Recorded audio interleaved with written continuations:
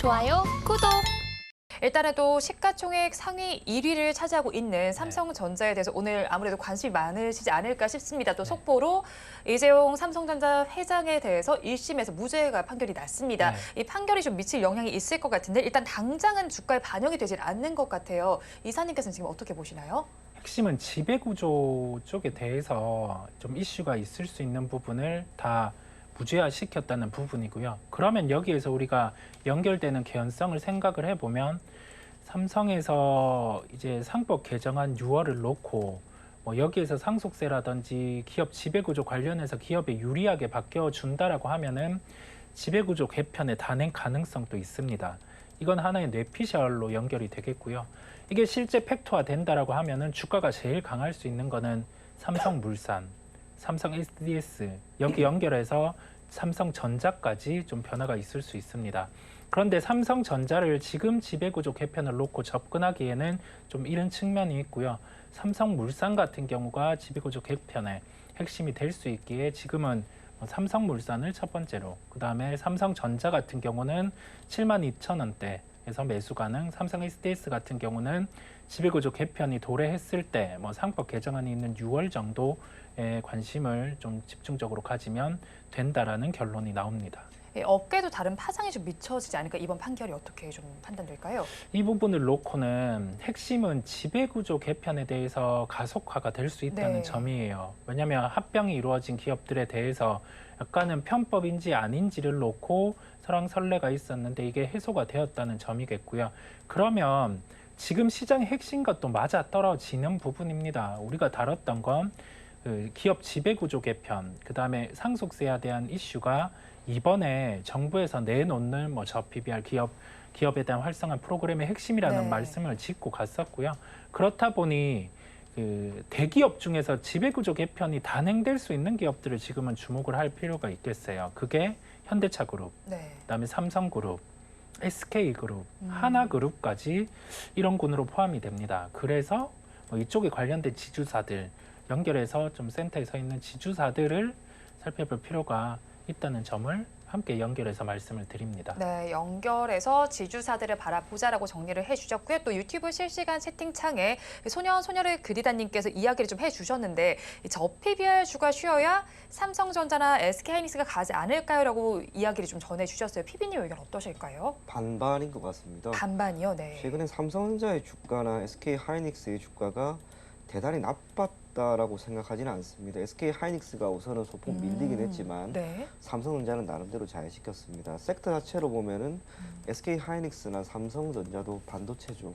그리고 코스닥 그리고 코스피에 있는 반도체 관련된 기업들의 주가는 저 PBR에 관련된 기업들이 크게 올라가는 동안 말 그대로 크게 흔들렸습니다. 반면 이 두 가지 기업은 그러진 않았거든요. 그도 그럴 것이 삼성전자와 SK하이닉스는 섹터 자체로 보면 반도체이긴 하지만 우리나라에 있는 시가총액 상위 1위, 2위, 3위 이런 기업들입니다. 주가에 영향을 미칠 만한 가장 큰 변수는 역시 이 시장이 될 건데 최근에 시장이 좋았습니다. 특히 코스피가 너무나 좋았습니다. 만약에 코스피가 횡보 정도를 보였더라면 반도체 쪽에서 흔들림이 나타나기 때문에 삼성전자나 SK하이닉스의 주가가 밀릴 수 있었겠지만 시장이 잘 버텨주었고 오히려 올라가는 모습이 나왔기 때문에 두 기업의 주가도 나름 견고했다고 봅니다. 그럼에도 불구하고 저 PBR 관련된 기업들의 주가가 너무나 좋았기 때문에 상대적으로 소외된 면이 없지 않아 있었긴 있었지만 저 PBR 관련된 기업들의 주가가 오늘 조금 조정이 나오는 국면에서 삼성전자나 SK하이닉스가 그들만큼 변동성을 보이면서 주가에 조정이 나온다고 생각하지는 않습니다. 결국 삼성전자와 SK하이닉스는 저 PBR 관련된 기업으로 크게 부각되지 않아 이번 상승에 주가 상승이 나오지 못해 아쉬운 면은 있다 하더라도 저 PBR 관련된 종목이 쉬어간다라고 했을 때 이 기업들도 함께 쉰다라고 생각하지는 않습니다. 조금은 다르게 개별적으로 여러분들이 한번 바라보실 것을 권해드리겠고요. 참고로 삼성전자와 SK하이닉스는 결국에는 메모리 쪽 반도체 쪽에서의 업황 개선이 얼마만큼 이루어지는지가 저는 중요하다고 봅니다. 삼성전자는 개인 투자자들이 가장 많이 가지고 있는 기업이죠.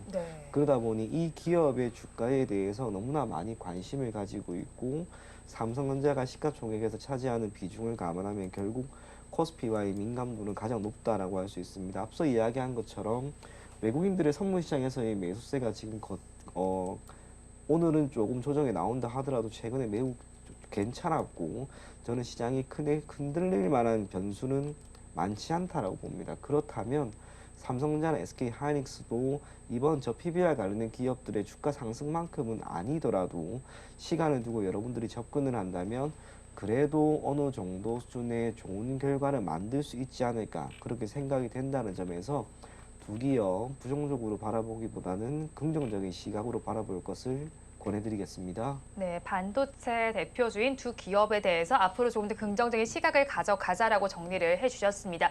그리고 앞서서 또 이사님께서 성장주에 대한 이야기를 해주셨는데 네. 오늘 엔터주의 주가 양상은 뭐 오늘뿐만이 아니고요. 최근 네. 들어서 그다지 좋지를 못합니다. 특히나 네. 뭐 또 JYP 엔터 같은 경우에는 네. 자사주 매입 소식도 전해져 왔지만 네. 사실 여기에 증권가에서 목표 주가의 주줄이 내리고 있단 말이죠. 또 네. SM에서도 이슈가 나온 만큼 엔터주 전반에 대해서 좀 어떻게 파악해 가야 할까요? 아직은 중립이긴 합니다. 네. 왜냐하면 뭐 초동 물량 같은 경우가 우리가 다루고 갔을 때는 처음에 중국의 물량들이 빠져서 이 부분의 커버를 콘서트로 하는지 보자는 말씀을 네. 드렸고 그때는 주가 반등이 났었어요. 그리고 나서 각 기업들 같은 경우가 이 라인업들이 실제 앨범을 발표를 했었는데 초동 물량의 회복 같은 경우는 JYP 기준으로는 있지는 좀 제대로 못 보여줬었죠. 스트레이키즈라든지 이쪽은 다르게 좀 보여줄 요소가 있는데 그런 점을 놓고 시장에서는 우선은 좀 성장에 대해서는 할인을 대입을 하는 것으로 보입니다. 예를 들면 2023년 기준으로 분기에 엔터주가 10% 성장이 나왔다고 봐요. 네. 그러면 동일하게 지금 올해로 넘어와서 4분기, 1분기 기점으로 10% 성장이 나오면 여기에서는 주가 반등은 나올 수 있습니다. 그만큼 조정이 나왔기 때문이죠. 그런데 1분기에 10% 성장이 나올 수 있는 구조는 아닙니다. 그렇다 보니까 시장 안에서는 어느 정도 작년만큼의 성장이 나오는 점을 보여주고 주가 반등이 있을 수 있다는 점을 말씀을 드리고 왜 이런 현상이 발생을 하냐라고 하면은 첫 번째로는 수급에 대해서 쏠림이 우선은 이익 대비해서 시가총액의 쌈도 있겠지만은 현금성 자산과 별도로 현금을 보유하고 있고 주주 친화적 정책을 단행할 수 있는 기업들로 좀 집중이 되는 모습이에요. 그렇다 보니까 저 PBR주 중에서 성장이 대입되는 자동차라든지 이쪽으로 좀 몰리는 모습들이고요.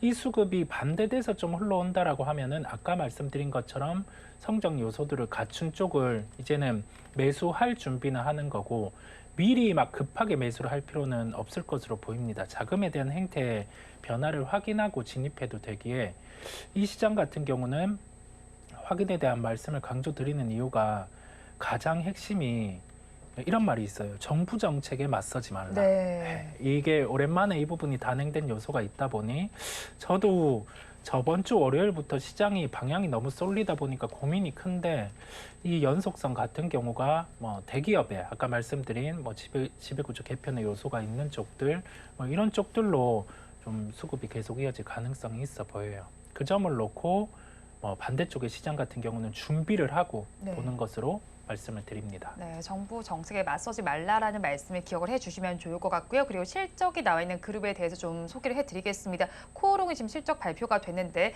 지난해 영업이익이 1,037억 원으로 그 전해와 비교를 해서 67% 내린 수치로 집계가 됐습니다. 건설 경기 둔화를 좀 악재 요인으로 꼽고 있는데 이번이 좀 바닥일지 앞으로도 나빠질 가능성이 있을지 궁금한데요. 그게 두 가지를 이야기해 드리면 될 것 같습니다. 첫 번째로 주가가 지금 바닥일지에 대한 부분과 두 번째로는 건설 경기인데요. 주가의 바닥 부분은 아직은 명확하게 모르겠습니다. 지금 주가 흐름을 보게 되면 코오롱 같은 경우에는 아쉬운 게 있다면 주가 변동성 자체가 큰 기업이 아닙니다. 뿐만 아니라 거래량도 지금 많은 편이 아닌 거죠. 그렇게 되다 보니 개인 투자자가 되든 외국인이 되든 기관이 되든 시장으로부터 크게 관심을 받을 수 있을 만한 기업은 아니다라고 보여집니다. 시총도 대단히 큰 편이 아니기 때문에 아마도 오늘 정도 선에서 주가가 고점을 형성할 가능성을 배제할 수는 없을 것이다라고 보여지고요. 또 하나는 건설 경기입니다. 이제 건설 경기가 2021년 이후로 점진적으로 꺾였는데 네. 지금은 완전히 바닥을 찍었다라고 하는 평가가 나오다가 다시 또 들어갔습니다. 수도권은 물론이고 지방 같은 경우에는 매수세가 지금 완전히 실종이 되는 거죠.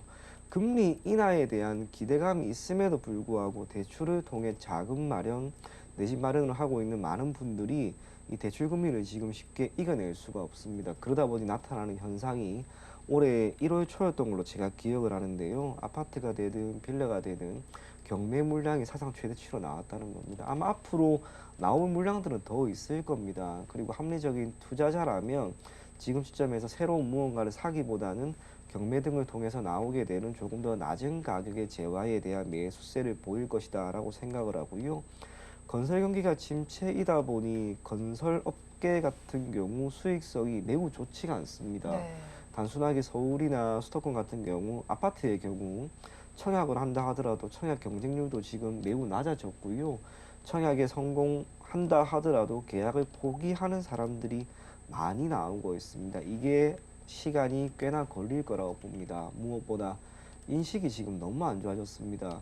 저 같은 경우에도 제 개인적인 이야기지만 최근에 제가 이렇게 아파트를 하나 청약에 되어서 하자 점검을 하고 왔는데 네. 생각보다 너무 안 좋아요. 지금 그런 게 너무 많은 거죠. 이미지 자체가 많이 훼손이 되다 보니까 새로운 아파트 분양에 나온다 하더라도 여기에 대한 관심은 뜨겁지 않을 것이고, 건설사 같은 경우에는 단순하게 아파트 공급 여기에 따른 수익만 창출하는 게 아닙니다. 토목, 건축 이 모든 것들이 다 포함이 되는데 총선을 앞두고 이제 각 의원 또는 선거에 나가는 분들이 각 지역을 활성화시키기 위한 다양한 사회 간접 자본에 대한 투자를 하는데 이것도 아직까지 크게 구체화된 건 아닌 것 같습니다. 그게 의미하는 것은 건설사가 단기적이 되든 중기나 장기적이 되든 이걸 타개할 만한 요인이 지금 매우 불분명합니다. PBR과 관련된 기업, 저 PBR 관련주로서 주가가 소폭 오른다 하더라도 실적이 이거를 아마 받쳐주지를 못할 거라고 보이기 때문에 저는 건설주는 여러분들이 가급적이면 지금은 최대한 포트폴리오에서 배제하는 전략을 한번 취해 볼 것을 권해드리겠고요. 금리 인하가 당장 올해 된다 하더라도 건설 경기가 쉽게 살아나지는 않을 것 같습니다. PF와 관련된 부분도 무시할 수 없다는 걸 감안하면 건설주를 보유하고 있는 분들, 특히 코오롱 같은 기업을 오늘처럼 보유하고 있다면 저는 약간 이렇게 올라왔을 때가 비중을 오히려 조절하는 게 좋지 않을까 그렇게 생각이 됩니다. 네, 건설주에 대해서는 비중을 축소해보는 것이 좋겠다라고 말씀을 전해주셨고요. 또 오늘 또 특징적으로 움직이는 종목이 쌍용 C&E가 아닐까 싶습니다. 지금 최대 주주인 한앤코 시멘트홀딩스의 공개 매수 결정이 내려지면서 지금 첫날이죠. 그런 만큼 8%대 강세 흐름이 나타나고 있습니다. 자진 상장 폐지를 추진할 예정인데 앞으로 한동안은 좀 이 종목을 바라봐도 괜찮은 건가요? 만약에 이 부분이 공개 매수가 단행이 되는 구조잖아요. 네. 그랬을 때는 공개 매수가 이상으로 주가가 움직이는 거는 이론적으로 맞지가 않습니다. 그렇다 보니까 여기에서 7,000원대 이상으로는 오르지 않는 모습들이고요. 여기에서 우리가 공개 매수에 대해서 이 부분을 단행을 했어요. 그러면 우리가 이 부분에 대해서 수락을 하는 건 구조상으로 세금이 발생을 하게 됩니다.